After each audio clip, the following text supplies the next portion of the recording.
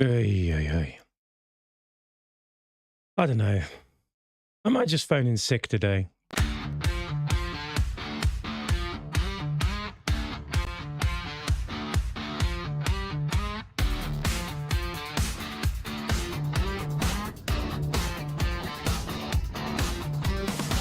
Good morning, good morning, good morning, good morning, good morning, good morning, good morning, good morning, everybody. Good morning, how are we doing? It's another big Arsenal breakfast show, and I am your host, Edwin Ash. It's a Monday morning, Monday the 30th of March, and it's almost payday for most, I guess. I don't know, have you already been paid? Good grief. You know, it's that time of the month when you start to look at your bank account and think, beans on toast for the rest of the week for me. But yes, we are here. We are live to start the week, to kickstart your week with a lovely bit of Arsenal, a kick in the Arsenal to get you going if you're feeling a little bit blue about the week so far. We're here to help you through it. That's what we're here for, to start your day with a little Arsenal espresso to get you going in this Arsenal world as you head on into wherever you're going. If you're going on site, if you're going to the office, if you're going to sit in a corner and think about nothing all day because you can't face the world, we'll be here for you. That's what we'll be here for. Get involved in the chat. As ever, get involved. We've got a lot to talk about today. We have a lot to talk about every day. The Arsenal world is chock full of bad takes, misinformation, meltdowns, and stupidity. Not from the Arsenal fans, of course, normally from the outside world. I would say mostly the media. But we are here. We are live, and you can get involved. If you want to get involved in the chat if you're watching live.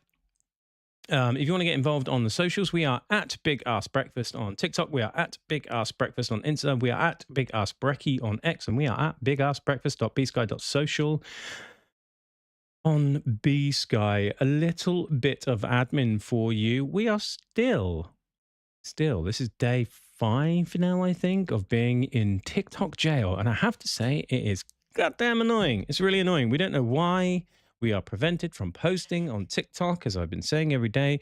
Is it because our takes are so darn spicy? Too hot for TikTok? That's what I think. But yeah, we're not allowed to post anymore. And I keep emailing the TikTok support, which is basically AI, and it keeps coming back saying the same thing. No, you can post. You can post. Thank you for getting in contact with TikTok. You can post. We've checked your account. You can post. And it's like, no, it's definitely not working. So if anyone knows how to get out of posting TikTok jail, let me know, because it's really frustrating. But what you can do is I can still see all the videos. You can still go over there and comment. You can still get involved. You can still follow us, of course. You can do all of that stuff. But at the moment, we're just not posting anything because we're in jail. In the meantime, if you want to get in contact on Insta, X, and Blue Sky, as I've previously said, you're also welcome to email us, show@bigarsenalbreakfast.com. That's show@bigarsenalbreakfast.com. Yeah, and also, mostly, if you want to do us a massive solid, please do us a massive solid and like and subscribe. Why? Because it makes us reach more gooners. It gets us out there. It means that we can talk to more of you and have more of you in the discourse so you can have your say.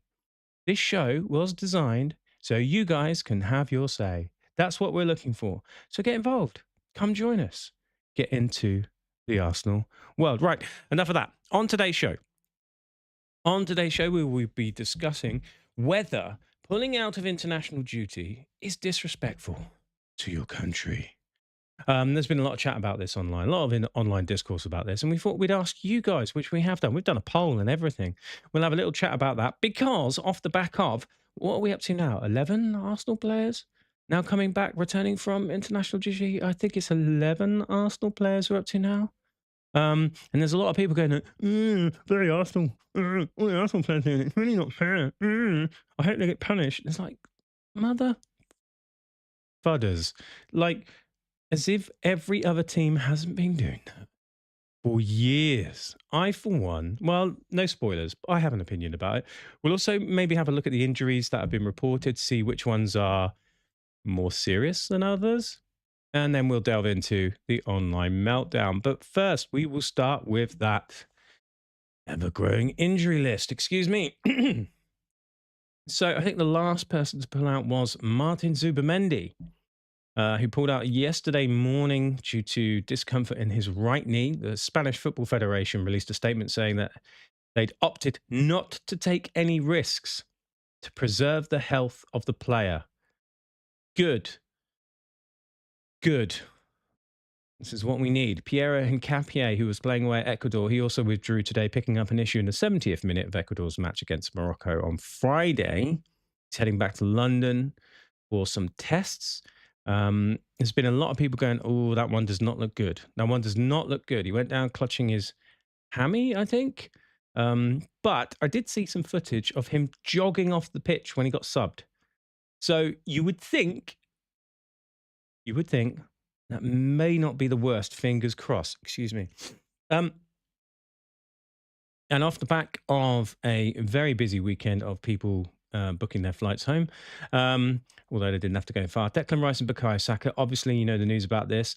They initially reported to duty but left the England camp. Thomas Tuchel had granted them extra rest after heavy minutes for Arsenal. Good for him. They have returned to the club for medical assessments regarding minor niggles. This is the one that annoyed the most people. Of course, because it's England and it's Arsenal and it's Rice, but most notably because it's Saka. Oh, they do not like it.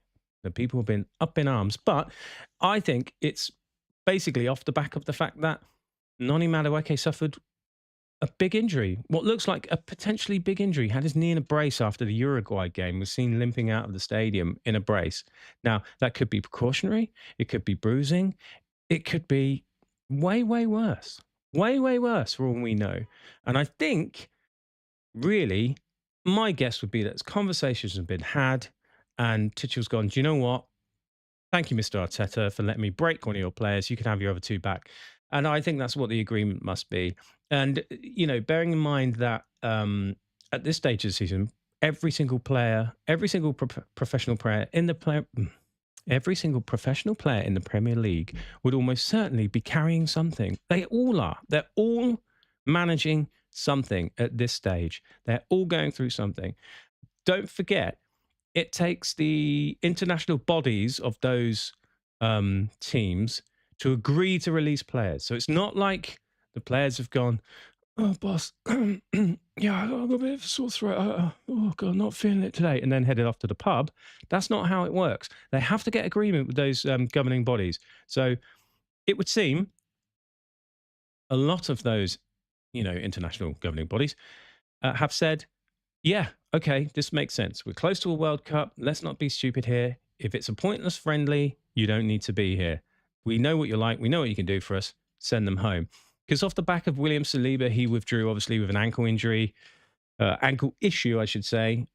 French FA, they said he needs a minimum rest period of 10 days. Big Gabby pulled out, citing right knee issues following the Carabao Cup. Again, Brazil were like, okay, we broke you last time. Don't forget, when his hamstring was out for 7-8 weeks, I think. Let's not do that again. That was a friendly. Jurien Timber, the same with the Netherlands. Leandro Trossard, same with Belgium. Martin Odegaard, obviously, has skipped this international break as he's getting fit from a previous injury. And then, of course, across the board, it's not just Arsenal players. Across the board, John Stones picked up a potential calf injury during training, or during the warm-up, actually, I think, for Uruguay. So he's gone home. Adam Wharton at Crystal Palace, you know, he picked up a knock during the Uruguay game. He's come home. Some more precautionary ones would be Aaron Ramsdale. He's been gone or let go. Dominic Calvert-Lewin, who is in a relegation battle. That's a precaution. He's been let go. And Tomori of AC Milan, similar thing. So, and then not just England players. Benjamin Sesko, I think, pulled out. He reported to training, I think, for Slovenia. And then they said, okay, did some tests and you can go. I think that was the order of the events, if memory serves. But there was a bit of a hoo-ha with Man United and Slovenia about whether he should play or not. Ekitike pulled out of the French squad. So look, they're all doing it, right? They are all doing it. Why are they all doing it? Because this international break, unless there's something on the line, like with Norgard in Denmark, Calafiori in Italy, and Gyökeres in Sweden. These players do not need to be getting involved in international friendlies. This stage of the season, which most professional players have been saying for years, is a stupid time to have an international break. It just is. We will come to that in a moment. Right. Good morning to,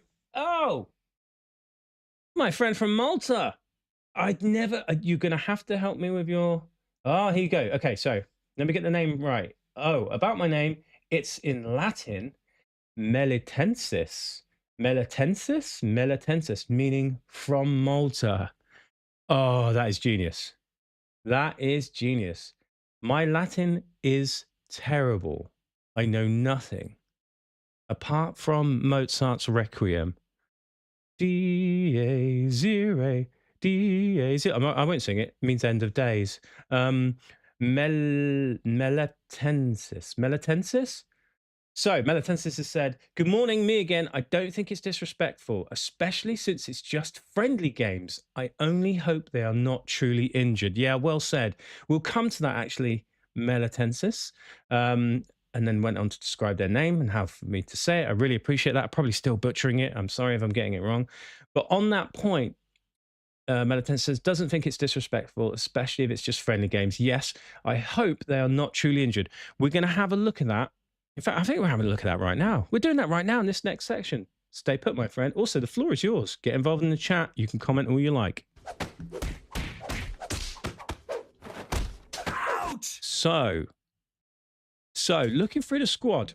Now, I was going to start off with, I saw Daily AFC on Twitter yesterday reported that John Cross of the Mirror reported that there are hopes that Eze will return to fitness to travel to Manchester City next month. That Man City game is on the 19th of April. He's got a calf strain. Now, unless it's a really, really minor strain, which is possible, I'm not a doctor, but calf strains can be 2 to 6 weeks on the minor tears. If it's really minor, maybe he can make it back. First of all, I should say, I cannot find where John Cross has said this. There is no, as far as I can see, there is no report actually at the Mirror. There's no article about it. I couldn't find it. Maybe I missed something, so forgive me if I have. Now, he may have said it in a podcast or an interview somewhere. John Cross is across his own podcast with Tom Canton. Go check it out. I haven't heard it yet. And he's also often interviewed on Sunday Supplement and other places as well. So I can't find where John Cross has said this. Even if he has said this, I would say it is very wishful thinking to think that Eze would be fit and back for the City game.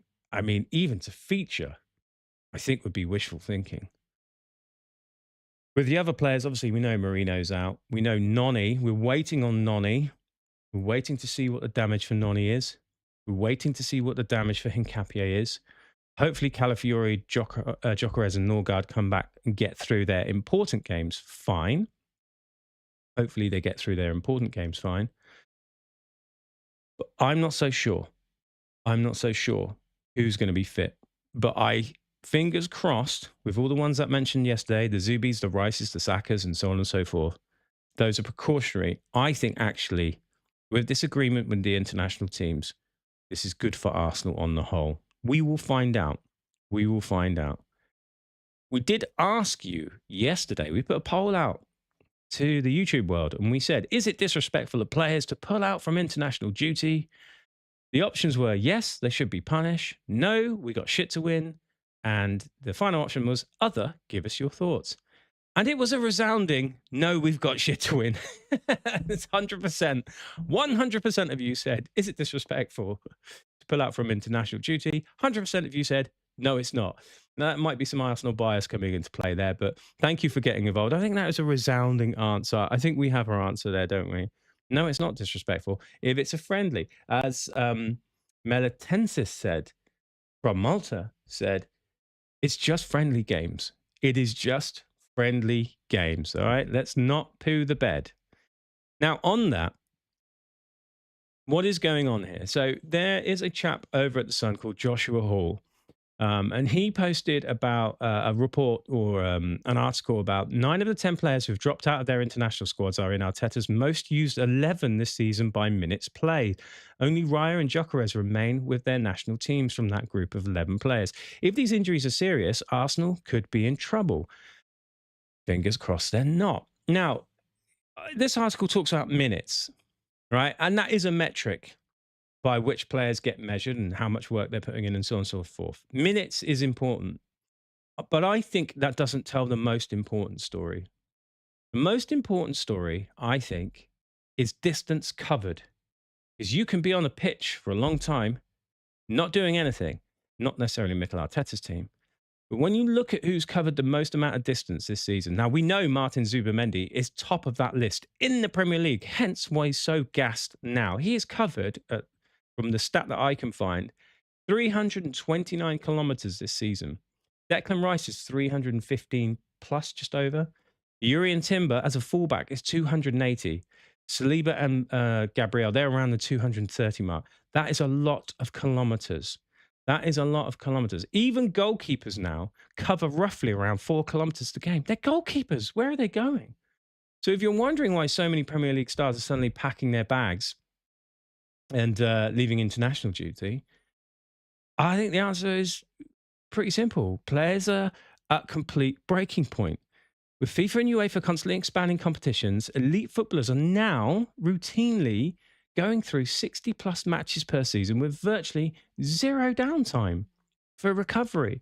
You've got to keep in mind that the average Premier League player, as I've just discussed, covers about 10 to 12 kilometers a game. That's 7 miles every single match. And while the total distance over the last few years has plateaued, it has, but since 20 years ago, the average was about, I think, 5 miles, 9 kilometers, it might have even been less, right? So that's gone up. So the real statistic, which I can't find the exact numbers for, but we know what the real issue is. It's not just about distance. Although that distance has plateaued, the real killer is the intensity. It's the number of explosive high-speed sprints players are performing.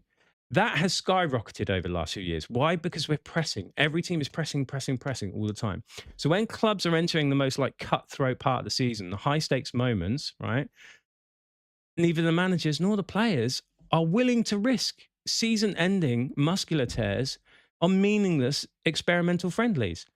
So this mass exodus, which is happening not just from Arsenal players, it's not a lack of patriotism. It's not a lack of patriotism. It's a necessary self-preservation protest. You know, it's athletes who are being pushed past their physical limits by a calendar that simply is running out of days. And it does beg the question, how can we get around this? How can we evolve this? Because there's more and more games. There's a Club World Cup. There's the traditional trophies, the domestic trophies. They're adding games to, the Champions League with extra knockout stages. There's more and more and more games. What is the solution? You can't just say players have to just play. I don't think it's unpatriotic to leave your country if you literally are on the cusp of missing out from the summer tournament. If Saka or Rice pulled up a hamstring now, or towards the end of the season, they would struggle to get fit in time for the World Cup. And I don't know what the evolution of the game is. It's either going to mean 11 subs per game, or we're going to see worse football. What do I mean by that? Either tired players, or they're going to revert to, there'll be no pressing, no quick turnovers. It will be players camping in their own half, which we're seeing already. We see a return of the long ball, or much discussion about set pieces and all that sort of stuff. If players are trying to reduce their running, it's going to be really cagey football. Really, really cagey football. But mostly, if UEFA and FIFA want to protect their products for the big games, for the World Cups and the Champions League finals and all that sort of stuff, they're going to have to figure out a way to keep their golden jewels, the high performing best players, the ones with all the attraction and the ones that bring in the dollar, they're going to have to figure out a way to keep them fit. Because if they don't, if you've got players dropping like flies out of World Cups, not many people are going to watch it. It's a real problem. They have to figure it out. Right, onto your big-ass opinions. Apart from the two penalties you gave away, I thought the stuff will never leave the way to dry. Yes. That big old guff is to signify that we've got some opinions to get through. And boy, have we got a lot of opinions, starting with SJH Construction Limited. SJH Construction Limited, who commented on a post I put out on Instagram. It's either SJH Construction Limited or a very exotic name like SJ Construction Limited. He or she says, it's disrespectful. And this isn't a dig at Arsenal. It's been happening for decades, Fergie, etc., etc. It sums up how little respect that international football players have nowadays. And that is why England football team hasn't won anything since the 60s. I mean, I get the argument that it is perceived as disrespectful. As I just did a section on this, so SJH Construction, if you see this, the section before is talking about where minutes, sprints, kilometers, how much more is being covered these days, how much that when we get to this stage of the season, players are having to drop out because of risk, not just injury to their Premier League or Champions League aspirations, but because of the World Cup itself. There was that player, I'm forgetting his name, Pacinelli, who plays for Strasbourg, who went away on international duty with Argentina, played a friendly, tore his ACL. He's now out of the World Cup. He's out of Strasbourg's run-in where they're trying to get into Europe in Ligue 1, and now he's out of the World Cup. His season is over. He's gone for a year, and it was in a friendly. And so Argentina have not benefited from losing that player in a meaningless friendly. I get the optics. It looks disrespectful. I think, as I said before, as many Premier League players, even Gary Neville bangs on about this particular international window is pointless unless you're still in a competition for something, i.e. Denmark, Italy, Sweden, having to play games, playoff games. If you're not in those competitions, if you've not got something to play for, what is the point? What is the point? It's a stupid time of year to have an international. And it will carry on. People will pull out and people will think that's disrespectful. Thank you, SJH, for getting in contact. Lucinda, also on YouTube, got in contact, said, is it disrespectful? She said, no, good they've come back. The amount of football Premier League plays with other competitions as well as overworked. Sorry, let me read that again. Good they have come back. The amount of football Premier League plays with other competitions as well, overworked already and leggy. The national team manager really does know who he wants in the squad, or make the season shorter when World Cup is happening every 4 years. Yeah, there was talk about making this. I don't know how you make the season shorter. I don't know what that means. Come back sooner in the summer and start it earlier, or more Premier League games during the week. I mean, it feels like no matter which way you shift the goalpost, you're still going to have the same amount of games. The only thing I think that other teams have done, I think this is the case in the Bundesliga and Ligue 1, is that they've reduced the league to 18 teams. There's no way in hell the Premier League will reduce that league to 18 teams. They are not going to want to lose fixtures. More so, they're not going to want to relegate more teams out of the Premier League to get it down to 18 because the financial ramifications are huge. They're absolutely huge. So it's a problem. It is a problem. But it's good they've come back. Totally agree with you, Lucinda. It is good that they come back. Thanks for getting in contact. We appreciate you. Sam AFC on the Twitterverse. I stole this off Twitter. He highlighted that Ryan, some chap called Ryan, said the way Arsenal withdrawing their players from international duty is immoral. Immoral? It's immoral. Neither City nor Liverpool did this over the years. They are learning this from Ferguson. I hope it backfires massively. And at XSamAFC posted some articles where City had withdrawn 4 players from international duty, and an interview where Pep Guardiola had allegedly said to his City players, you will not fly for international duty. This is not an Arsenal thing, God's sake, Ryan. Come on, man. You can do better than this. This is not an Arsenal thing. It's just an Arsenal thing this season. It's the first time we've done it. And obviously, as an Arsenal fan, I'm saying, good. Pull those Fergie tactics. Pull those Pep tactics. Pep does it all the time. All the time his players have missed international duty or pulled out suddenly. So come on, let's get real now. Well done, Sam, for highlighting it. And Cags, at Juicy Cags on Twitter said, Arsenal players withdrawing from international duty due to injuries are getting more criticism than PSG postponing a league game. Yeah. Let that sink in. Let that sink in. Cags, I wish I'd have thought of that myself, which is why I've put you on this show. Yeah, we're getting a lot of shtick for pulling out of friendlies. PSG are moving games. PSG are moving games against their rivals, Lens. I don't even know this, but they were due to play Lens, who are second place, a point behind them. They got their game approved to be moved so they could be rested for Liverpool. And it's not really, I don't even think that's about preservation of injuries. That's just about so they can rest for the Champions League. Why? Because then the Ligue 1 is not as important. It's extraordinary. It's self-owned by the French governing football body. That's like, yeah, we can shift around your Ligue 1 stuff so that you can do better in the Champions League because Ligue 1 is not as important. Lens were due to play PSG, I think, bang in the middle of those two legs against Liverpool. They've basically given PSG an advantage with rest. And now Lens have missed out on an opportunity to play PSG when their schedule is really busy. And basically, they've weakened their own league by giving PSG an advantage. If you want eyes on your Ligue 1, you need other teams to win it. Honestly. Okay, instant karma take of the day. Instant karma take of the day. Do you know, I almost feel dirty with this one. I have to say, I almost feel dirty with this one because it actually comes from a Chelsea fan. The instant karma take of the day comes from a Chelsea fan, but I've got to give credit. CFC Daily said, if anyone has an issue with this and they've never witnessed a team deep into a title race, these were World Cup qualifiers and Euro AFCON Copa. If these were qualifiers, effectively, this wouldn't be happening. But if players are locked in for a World Cup spot and already know the system, they might as well get rest. And he is 100% correct. He or she is 100% correct. Now, why have I put this in there?